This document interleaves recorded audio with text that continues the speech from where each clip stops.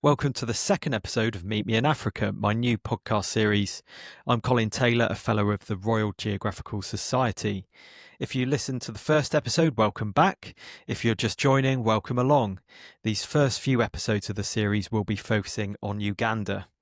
A couple of weeks ago, in mid-June, I went to Coventry to speak in person with Suky Singh, who you'll hear has been instrumental in supporting amazing community projects in Uganda, working with CEFOVID, which stands for Community Empowerment for Village Development Uganda. We filmed at the Coventry Two-Tone Village.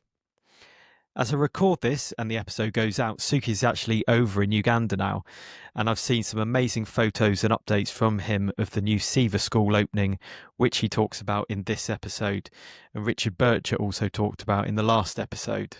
I'll be back again at the end of the episode with more information on what you hear about and what to expect from upcoming episodes.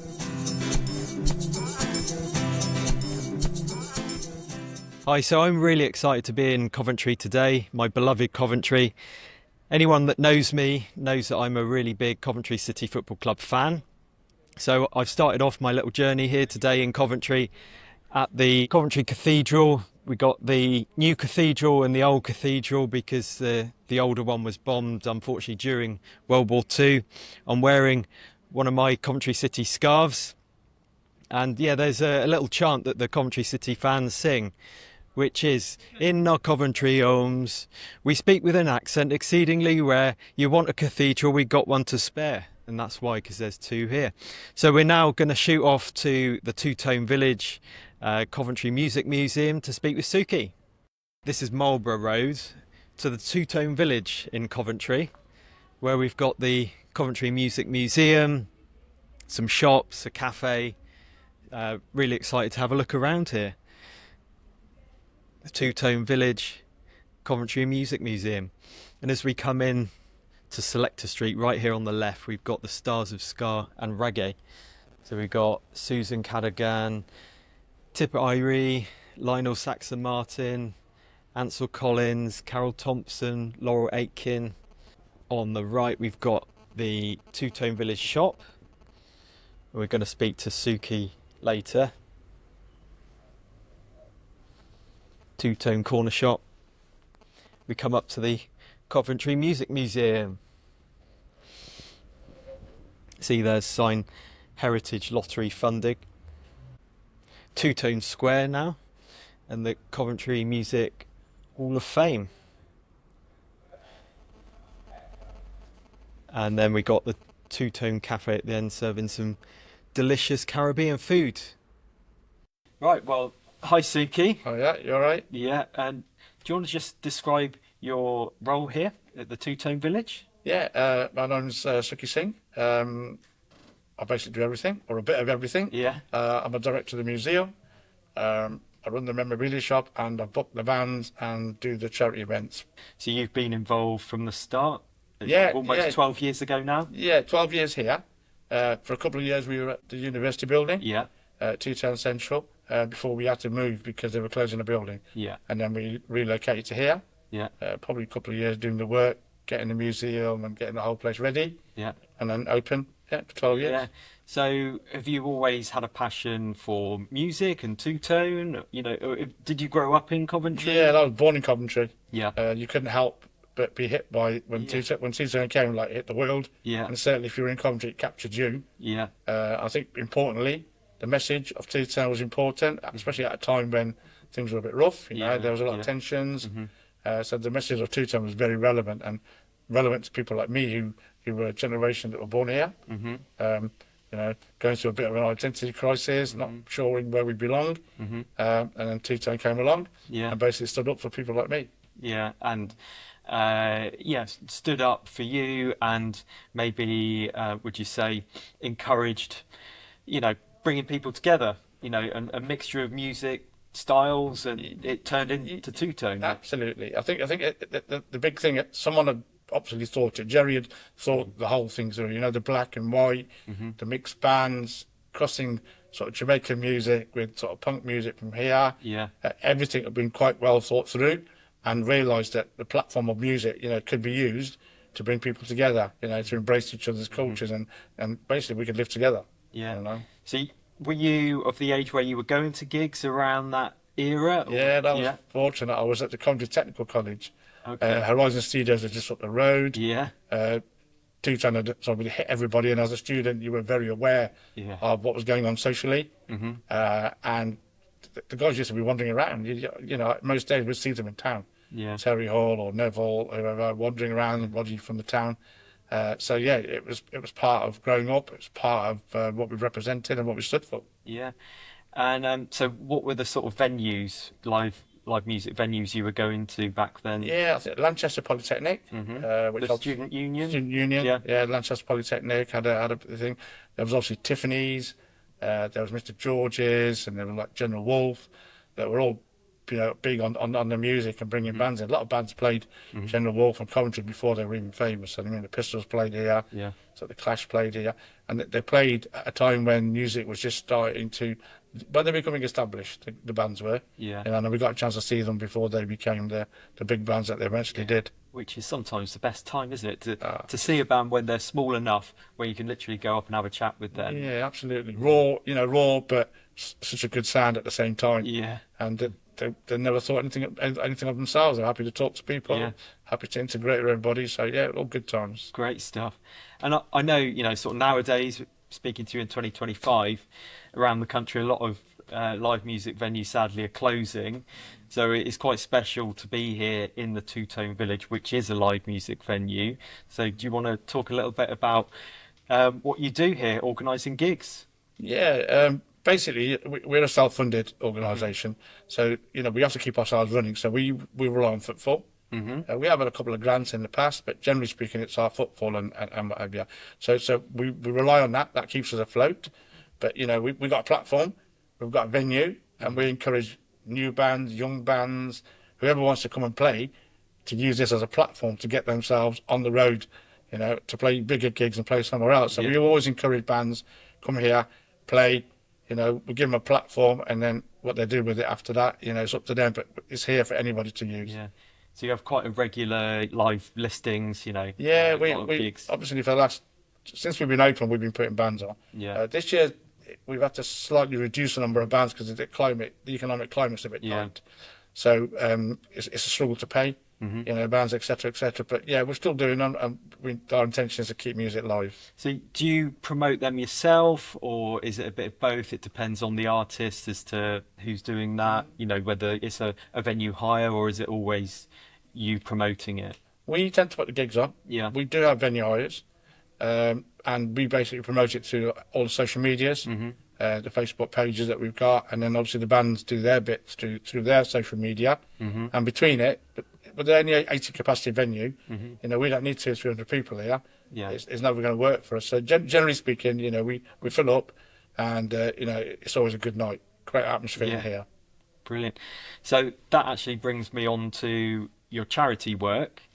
So I know we got in touch really because I saw you promoting gigs, fundraising gigs for CEFOVID. So we both know Ronald out in Uganda.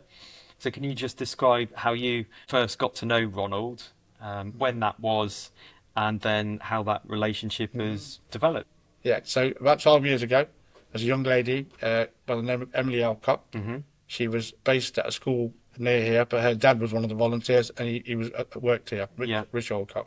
She went on a school trip and ended up at CEFOVID, so Stoke Park School, came back and just had a conversation with us to say, listen, I've been to this place, these kids have got nothing, they've never had a Christmas party, could we do a Christmas party for them?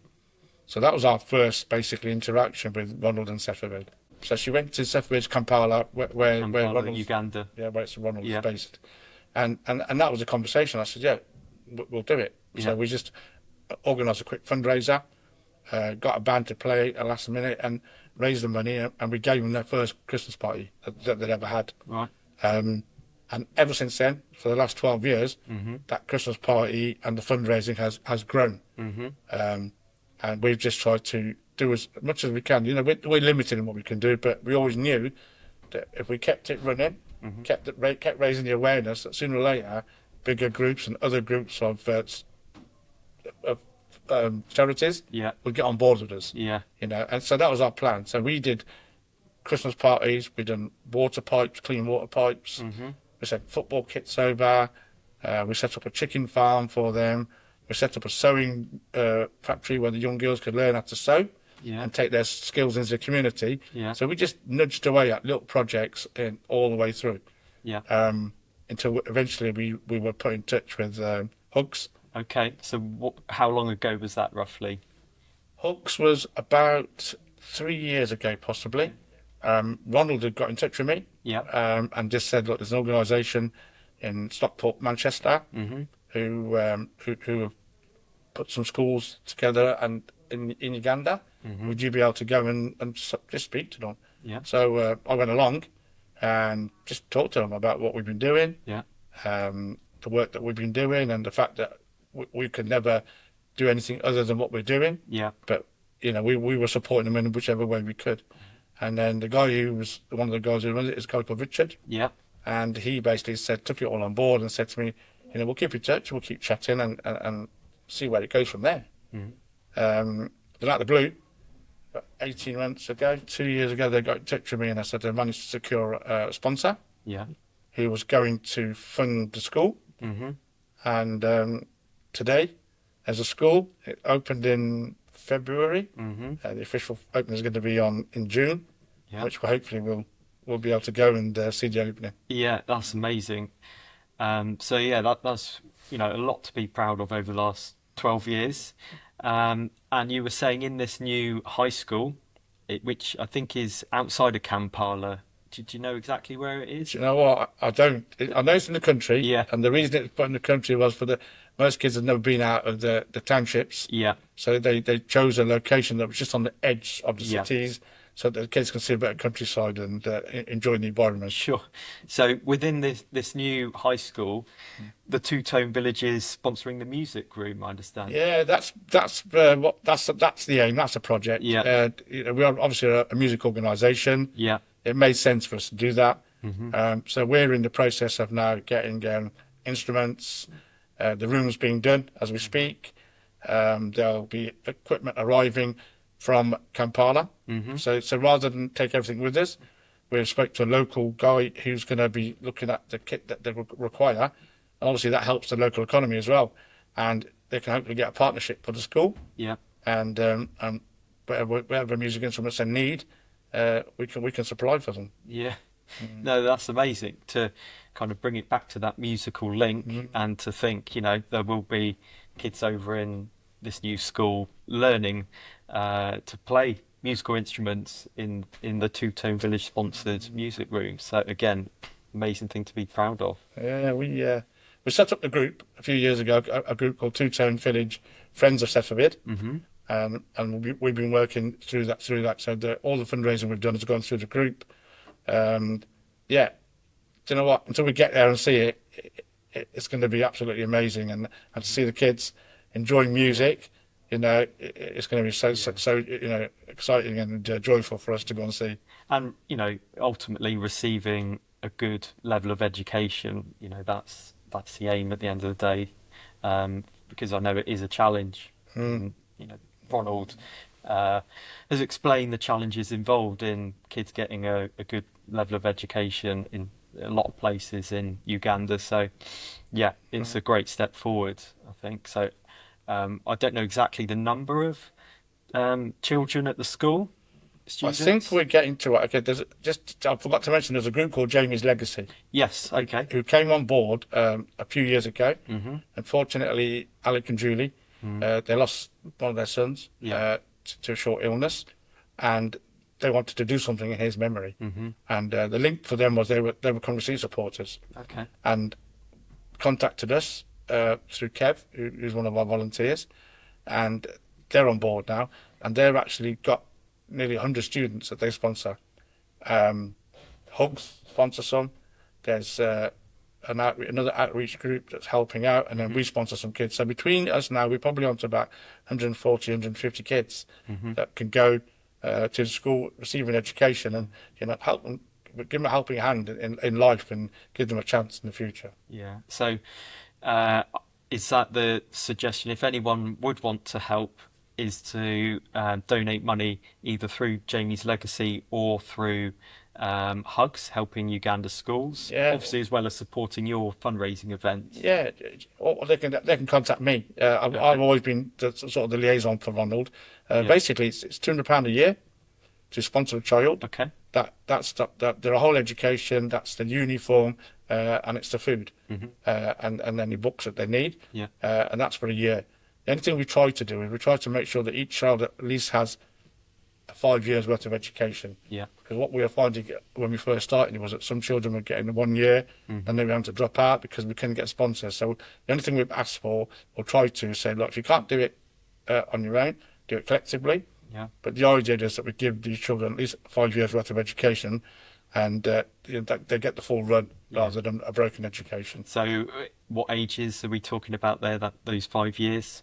Yeah, so they'll go from like 5 to about 10. Yeah. That's the sort of age group that we're talking about, and they'll get the full education before they can go on to the senior school then. Yeah, amazing.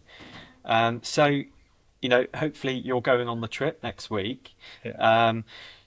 What are you doing on the trip? It sounds like there's the official opening of the school. Yes. Do you have any other plans within that trip? Is Ronald, giving you a guided tour of anywhere? Yeah, Ron will give us a guided tour.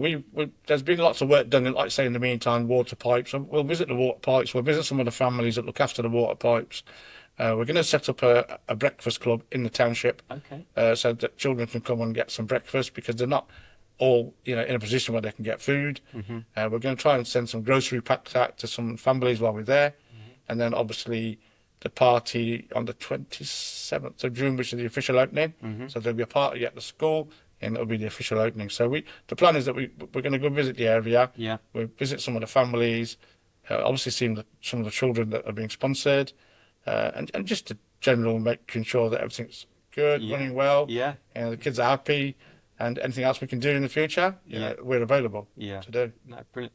And then for the rest of the year, what's it look like for the Two-Tone Village in the way of fundraising events? What have you got coming up? Yeah, so our annual fundraiser is on the 12th and 13th of July. Okay. So we have a day of bands. Is that here? No, we do it at a place called Dillon's Brewery. Oh, yeah. They're sort of partners with us now on that. And the reason we go there, it's a bigger venue. Yeah. We can get 250 people there. Yeah. And it just gives us scope to raise more money. Yeah. And then on Sunday, we do the part 2, which will be here, which will be like stalls, fundraising activities, and we have a band on as well. So that's our first an annual fundraiser. And who's playing? Who are the bands that you? We've got a band called Exodus, which is like a Bob Marley band. Yeah. We've got a ska band called Decatones, and then we've got a ska T-Sound band called Soul Bouncers. Yeah. Who are all coming to help us and try and raise as much money as possible for the charity. Oh, brilliant. And then later in the year, is there anything else planned? Yeah, this year, because of obviously the new school and the amount of money that we require to make sure we can do the music room, etc., we've set up another 2 fundraisers. Yeah. One in August, and that's going to be backed by a group called Boot Boy Radio. Okay. They're a group of DJs who do podcasts and play online. They're going to support us for the whole weekend. Yeah. With a couple of solo artists coming to sing at the same time for us. Scarburst, there's John O'Shea from the Moochers. So we've got a whole weekend of events lined up. And again, that money will go to CEFOVID, but we also try to support some local charities. Yeah. So we will be trying to raise money for some local charities like Myton Hospital or Zoe's Place, Teenage Cancer Trust that we've done in the past. So we will try and do local charities as well as sponsor CEFOVID. Great. And did you say there was another one later in the year? Yeah, there's one in August, and then we've got another one planned for later in the year. Again, they're Coventry bands. There's Jellyheads and a band called Solid Bond. They're doing Sunday afternoon. Basically, they wanted to. This wasn't actually planned. They got in touch with me and said, look, we know what you're doing, and we want to do something. Yeah. So they basically volunteered themselves to come and play here Sunday. Both bands will play, and anything we raise there, again, will go to one of our chosen charities. Brilliant. Yeah, you mentioned there's an Australian band coming, did you say? That need to... Yeah, it's Sunny Coast Rude Boys. Yeah. Again, this place has become a bit like the cavern. Yeah. Right, for anyone that's a ska or two-tone band, right, they want to play. Yeah. And even regardless of the fact that we've got 80 capacity and we can't pay them what they used to be paid, they just want to come and tick a box. Yeah. So we get bands contacting us all the time saying, listen, we're in England and we want to play the home of two-tone and Coventry, and we've been led to believe that you're the place to come and play. Yeah. So we've been really lucky that the bands that we've had playing here, we've had ska guys, David Answer Collins, Susan Cadigan, Strange Cole, obviously Neville and his wife Christine. Yeah. They're big supporters of our place, and through Skarmouth, which is the festival that they put on, we've had some of those bands and artists come and play here. Yeah, you were there a couple of weeks ago, right? Yeah, we've been part of Skarmouth since it first opened. It's potentially one of the best weekends of the year, and it brings in all the old Jamaican artists, which you're never going to get a chance to see. I've seen Ken Booth there, all sorts. I mean, the list is endless of the people I've seen playing now. So that's a venue in Great Yarmouth, yeah? Yeah, it's Yarmouth. Yeah, it's been going for 11 years now, and it's just local bands and some of the legends of ska, reggae have been playing there as well. It's a great festival weekend, I imagine. Oh, to me, it's a highlight. It's twice a year. It's always magical to go there. Yeah. And if anybody said to me 30, 40 years ago, you're going to meet some of your musical idols, you'd have laughed at them, but we have. Yeah, certainly met them there. And then speaking of which, behind you, the signature Hall of Fame. Do you call it something else? No, it's basically the artist wall. So anybody that's played here, we encourage them to sign the wall. Yeah. And our visitors from the world of two-tone and ska and reggae, they signed the wall in the cafe. Okay. So we've got a whole wall in the cafe full of all the artists from two-tone. Yeah. And this is the one signed by all the artists that basically played here. Brilliant. What was this building before you took it on a few years ago? When we turned up here, it was basically an empty building. Right. There was nothing going on here. So when we sort of stumbled on it, there was a guy called Jeff who basically was looking at doing some a scooter type workshop, etc., etc. But it was just an empty carcass. So stairs, everything had to go in. But I think it was built as like a warehouse depot or something like that. Okay. And then everything had to go in. So the stairs, the floors, just there's a lot of work went into getting it ready. It took a couple of years before we could open. Yeah, wow. Was it similar for the cafe, or was that something else? Those, again, were carcasses, empty carcasses, but the rooms were there. And it was just a case of like modifying them slightly to fit in what we wanted to do. Yeah. Same with the shops. I think some of them were office spaces before we turned up, and as the guys sort of left, we sort of took over each of the rooms, so we in charge of the whole area. So you got a nice collective. Yeah.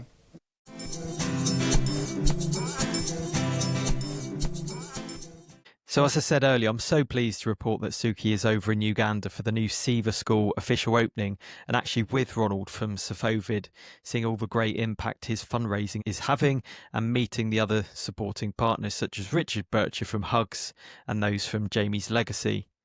If you want to see these updates from Suky and Ronald yourself, please follow Friends of CEFOVID, that's CEFOVID, on Facebook. There's all the details on there about the fundraising events that Suky referred to, including the 2 events in Coventry over the 12th and 13th of July and others later this year. I see there are also some great video updates on the Jamie's Legacy Supporting CEFOVID Facebook page too. Next up, I'll be releasing a bonus episode because, as I mentioned last time, when I was at the Two-Tone Village, I sat down with Pete Chambers from the Coventry Music Museum, and I wanted to share that with you. I want to say a big thank you to Izzy Shaw from Coventry University, who was a videographer filming this episode and has been an amazing help in post-production. I was at Glastonbury Festival last week, so there was no way I would have been able to get this episode out without her help. I'm still hoping to speak with Ronald of CEFOVID soon, but I know he's been very busy recently with the official opening of SEVA School. If you're watching on YouTube, please like and subscribe and follow on Spotify. For updates on new episodes, please follow Meet Me in Africa podcast on Instagram. So that's it for now. Thank you for listening.